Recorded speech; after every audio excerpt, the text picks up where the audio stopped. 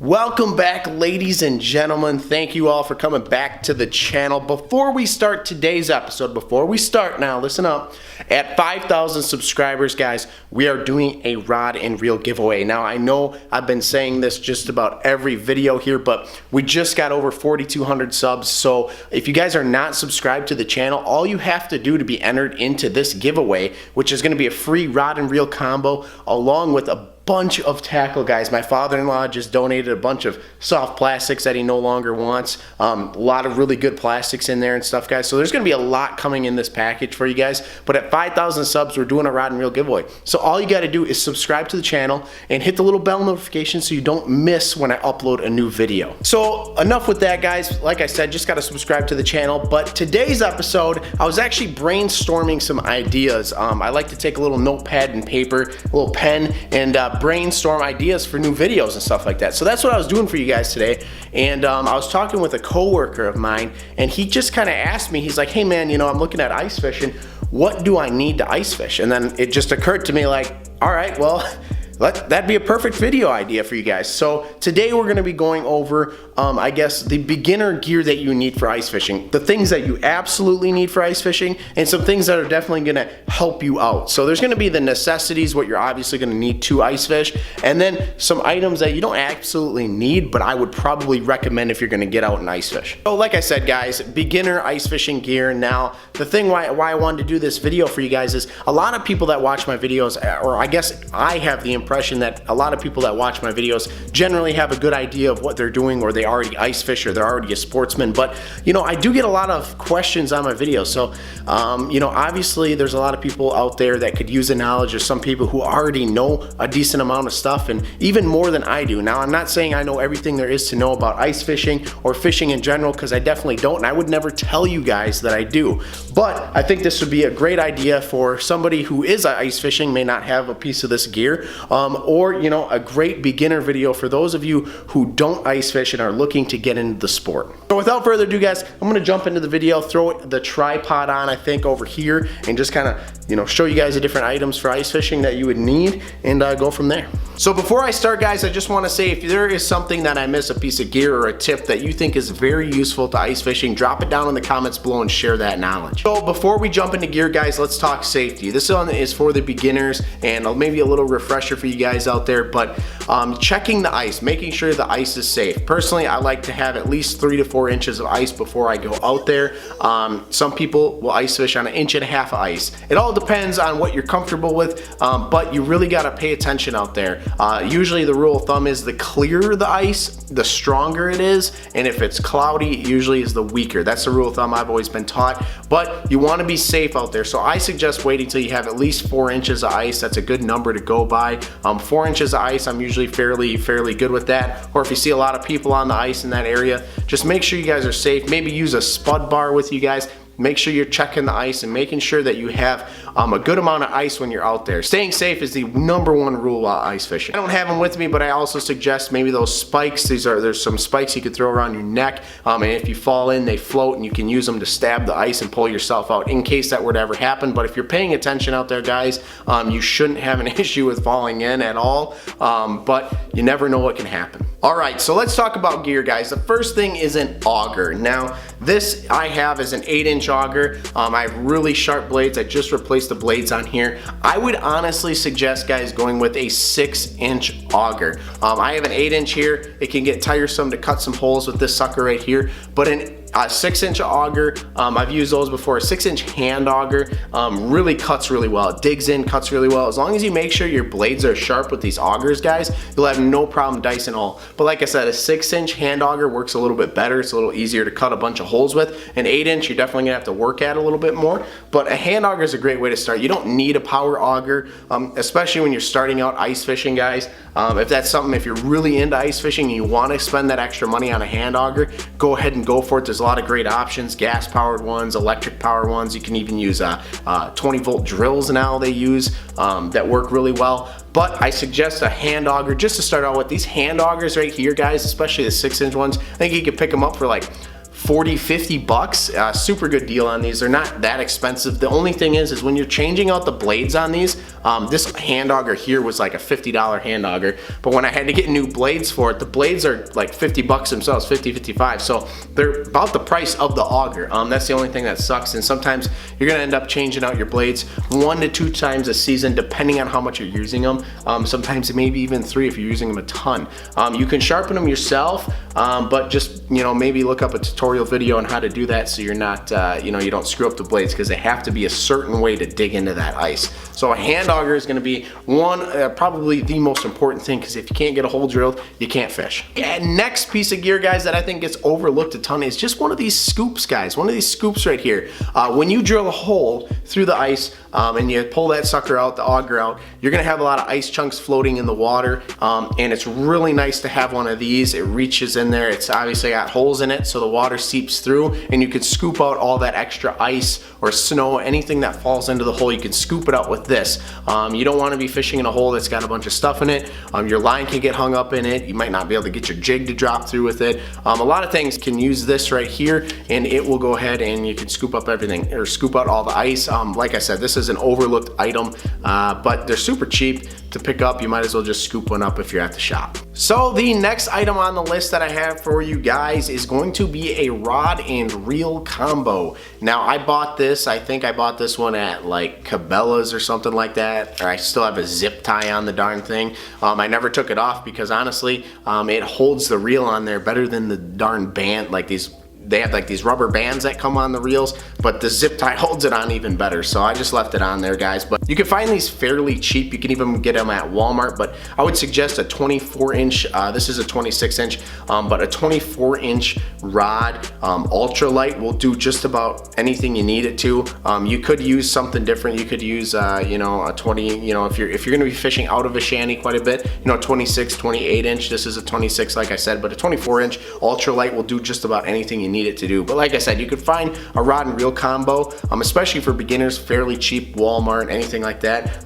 They have a lot of combos that they sell for ice fishing. So fairly cheap option, guys. I would suggest an ultralight would do just about anything you need it to. The thing you guys will need is some jigs. Now I've got not a ton of jigs in here, but a different assortment, I guess if you will, of jigs in here. I've got all different colors. My favorite color, honestly, is like an orange and chartreuse, or just a chartreuse colored jig. I think those work really well, especially anything that's really orange chartreuse just tends to work well for me, especially on the Mississippi. Sometimes pink works well too. But you're definitely going to need to invest in some jigs. You don't need a ton of jigs, honestly, guys. I bought way more than what I need. There are some ice fishermen out there, guys, and I'm sure are watching this video and have a ton more jigs than what I do. But I don't have a lot of jigs, guys. There's a lot of jigs in this box right here that I haven't even used out there. So you can buy a bunch of jigs, whatever you would like. But honestly, just a few jigs will do it for you. And this little case that I got here works perfect. I think it's like a fly fishing case from Cabela's. But this thing works great for carrying your jigs in. Another thing before I put the jigs away, guys, usually when I pick up bait for the jigs, just these little suckers right here, I like to pick up a can of wax worms or spike worms, whatever you want to call them. I like to pick up a can of those. I like to tip the jig with those, so just kind of slide them on the hook like a normal worm if you're out fishing. Or I like to pick up plastics. You can pick up a new number of different colors of plastics, but white and black, in particular white, for some reason just does well for me. Usually I like to use like an orange and chartreuse jig with the white plastic, and that just has been fire for me. In my last couple ice fishing videos, if you guys haven't seen them, you can check those down below. I'll leave them in the description. Those I was using just a chartreuse and like blue jig, I think, something like that, and I was just using a white plastic and I was catching gills all day. So now this item is an item that you may think is a go figure item, but a bucket, guys.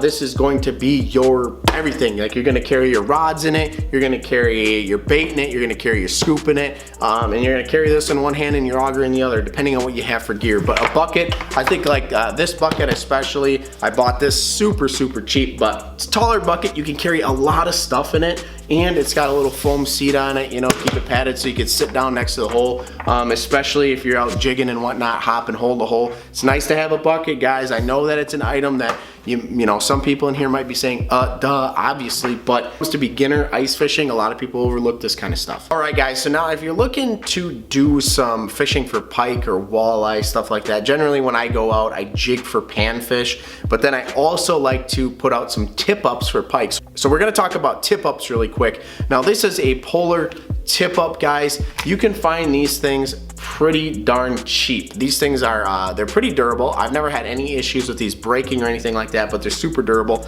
All that happens here, guys, is when you put out this tip up here, this flag is like so, and basically this section right here will go into the hole, and you have your line with your treble hook on here, and you put a minnow on this. So what I like to do is buy some shiners, put that on this treble hook, and I've got a leader on here because I'm fishing for pike the majority of the time off of this tip up.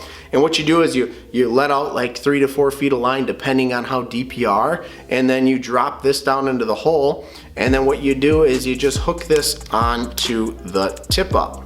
So if a fish grabs the line and grabs the minnow and starts pulling, what it's going to do is pull, and it's going to trigger your tip up to go. And all you're going to see is this thing. When you run up to the hole, if the fish has still got it, you're going to see this just turning like so.